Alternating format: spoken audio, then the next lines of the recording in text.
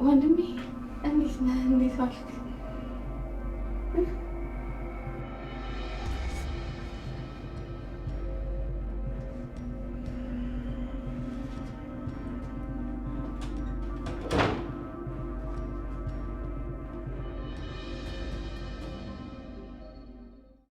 አንተ ቤት መሰለኝ። እንዳዞርሽ አቷሽ በእናትህ አውቀህ ነው? ኧረ አይደለም፣ ጸጥ ብሎ ቆሟል። እንዳዞርሽ ወይኔ ጉዴ! በቃ ወንድሜ ነው የሚሆነው። ወይኔ ጉዴ ፈላ። በቃ ገደለኝ፣ አለቀልኝ። ኧረ አፈር ብላ። አንተስ ምን አይነት ነው? እኔ ግን አንድ ሀሳብ አለኝ ከተስማማሽ። እሺ ምንድን ነው ሀሳብህ? ቶሎ ብል ተናገር። እንዳያይሽ ዞረሽ ሳታይ እንሩጥ ወደዛ። እንሩጥ? አንተ ያመሃል እንዴ? ምን መሩጥ ነው የምታወራው? እውነቴን ነው። አለበለዚያ ከኔ ጋር ቆመሽ ስትከራከሪ ያይሻል። ፍጠኝ፣ ወስኝ እንዴ!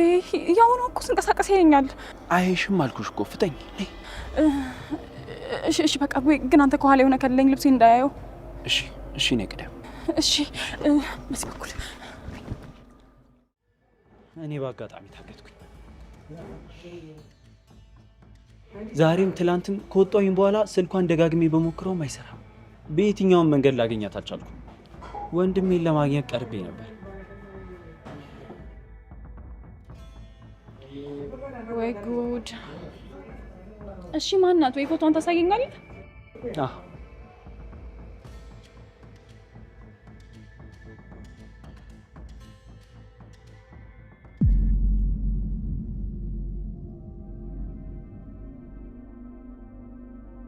ይቺ ናት? አዎ እሷ ናት። እሷ ናት ያልካት ሴት? አዎ። ምን ሆነሽ ነው? ታውቂያታለሽ እንዴ?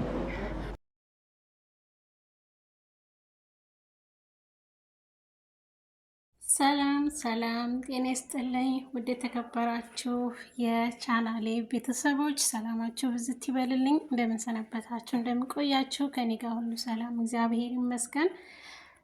ቤሉል እና ሮቤል ወንድማማቾች ሆነው ተገኝተዋል ማለት ነው። ቪዲዮን ላይክ እና ሰብስክራይብ እያደረጋችሁ ቤተሰብ ሆኖ ውድ የቻናላችን ቤተሰቦች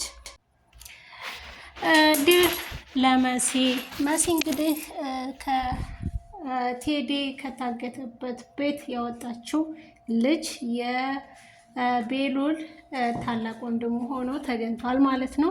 ምክንያቱም የእንጀራ እናቴ የእንጀራ አባቴ ሚስት ይች ናት በማለት ወይዘሮ ሄለንን ለመሲ እያሳያት ነበረ ማለት ነው ሮቤል። ይህ ሁሉ ሲፈጠር እንግዲህ ወይዘሮ ሄለን የቤሉል ወንድም እንደሆነ ስለምታውቅ በቴዲ ማለት ነው አሳግታው ቴዲ ቤት ተዘግቶበት የነበረው ልጅ እንግዲህ ሮቤል ነው። ሮቤልም እንግዲህ የቤሉል ወንድም ሆኖ ተገኝቷል። አሁን ላይ ወንድሙን እያፈላለገ ያለው ሮቤል ወይዘሮ ሄለን ቤት ተደብቆ ወይዘሮ ሄለንን እስካሁን አላወቃትም ማለት ነው።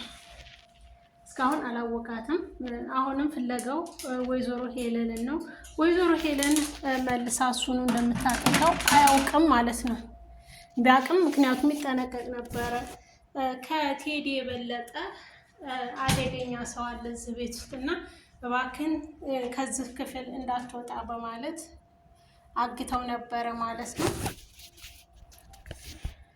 በቴዲ እጅ እስካሁን ድረስ ታግቶ የነበረው ሮቤል የቤሉል ወንድም ማለት ነው። እንግዲህ አሁን ላይ ወንድሙን አግኝቶ አፈላልጎ ማግኘት ይፈልጋል። ካገኘውም በኋላ ብዙ የሚነግራቸው ነገሮች አሉ። ስልኩም ሆነ ፎቶ ቴዲ ጋር ነው የቀረው ማለት ነው። ቴዲ ባገተው ሰዓት ያን ሰዓት ላይ ፎቶን ቴዲ ስልኩ ቴዲ ላይ ነው ያለው። ያ ፎቶ ያ ስልክ ቢገኝ ስልኩ ላይ ብዙ መረጃዎች ነበሩኝ። ስልኬ ግን ቴዲ እንዳገተኝ እሱ ስከታተለው ብዙ መረጃዎችን አገኘሁ። እሱን ስከታተል ነው እሱ እኔን ባልሆነ አጋጣሚ ያገተኝ በማለት ለመሲ ሲያስረዳት እናየዋለን። ቤሉል አሁን ላይ ያለው ስለ ኑኑሻና ስለሱ ጉዳይ እንጂ የሚያስበው በፊት ግን የአባቱን ገዳይና የጓደኛውን አባት የአዱናይን አባት ገዳዮችን ለመፈለግ በጣም የሚያደርገው ጥረት ደስ ይል ነበር። አሁን ላይ ግን ሁሉም ነገር ቀርቶ ያለው አማራጭ ስለ ኑኑሻና ስለ ራሱ ህይወት ብቻ ሆኗል የሚያስበው ማለት ነው። ውድ ቻናላችን ቤተሰቦች በያላችሁበት ሰላማችሁን ሁሌም የምመኝላችሁ እኔ እህታችሁ ቪዲዮን ላይክና ሰብስክራይብ እያደረጋችሁ ለምትሰጡ ሀሳብም ሆነ አስተያየት ከልብ አመሰግናለሁ። ወይዘሮ ሄለን እንግዲህ አሁን ላይ መሲን በመከታተል እና መሲን ለማጥቃት የምታደርገው ጥረት ለሁላችንም ያበሳጫል።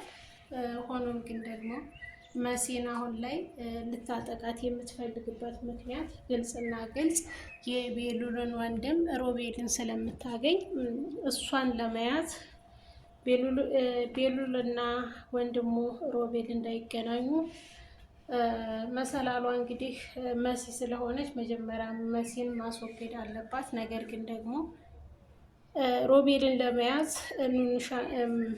መሲን መጠቀም አለባቸው ማለት ነው። መሲን ከተጠቀሙባት ደግሞ እሱ ስለሚደውል ቀጥታ መጥቶ እጁ እንዲሰጥ ይችላል ማለት ነው ሮቤል።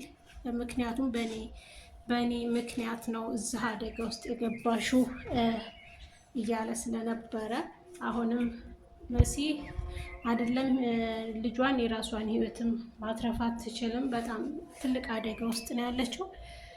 ሮቤል እንግዲህ ከደረሰላትና እውነቱን ከነገራት አንጻር መሲ ደንግጣለች። ምክንያቱም የደነገጠችበት ምክንያት ቤሉል እንዴት ወንድሙ ሊሆን ይችላል የሚል ሀሳብ፣ ሲቀጥል ደግሞ እንዴት የእንጀራ እናት የእንጀራ አባት ሚስት ልትሆን ቻለች ወይዘሮ ሄለን በማለት ፎቶውን ስታይ በጣም ደንግጣለች እንዳያችኋት።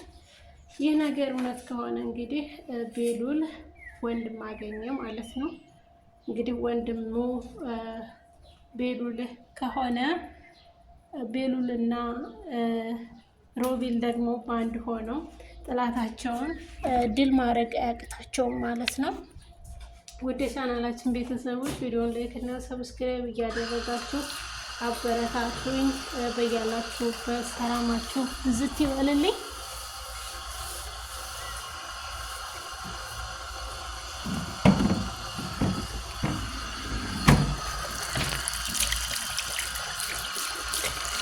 እንግዲህ ወይዘሮ ሄለን እሳት ጎርሳ ሳለብሳ ተገኝታለች። ምክንያቱም ሁለቱም በመከታተል ላይ ነበረች። ግን ከሁለቱም አንዳቸው እንኳን ልትይዛቸው አልቻለችም ማለት ነው። ያው ራሷን አሳልፋ መስጠት ስለማትፈልግ ትፈራለች ማለት ነው። እነዛም ስትል አምልጠዋታል።